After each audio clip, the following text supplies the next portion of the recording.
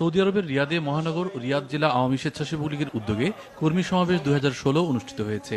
স্থানীয় একটি কমিউনিটি সেন্টারে ইউসুফ খানের সভাপতিত্বে ও আব্দুল কাইমের পরিচালনায় এতে প্রধান অতিথি ছিলেন সংগঠনের কেন্দ্রীয় কার্যনির্বাহী কমিটির সভাপতি অ্যাডভোকেট মোল্লা মোহাম্মদ আবু কাউসার।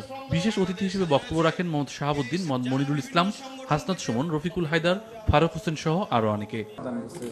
কাতার সফররত চট্টগ্রাম হাটহাজারীর দুই কৃতি সন্তান এম এ সালাম ও জাফর আহমেদের সঙ্গে সৌজন্য সাক্ষাৎ ও মতবিনিময় করেছে কাতারস্থ হাটহাজারীর বিশিষ্ট ব্যবসায়ী ইলিয়াস মিয়ার নেতৃত্বে একটি ব্যবসায়ী দল। কাতারের রাজধানী দোহায় আয়োজিত অনুষ্ঠানে উপস্থিত ছিলেন মুসলিম উদ্দিন, মনির আহমেদ, হাসান শিকদার সহ অনেকে।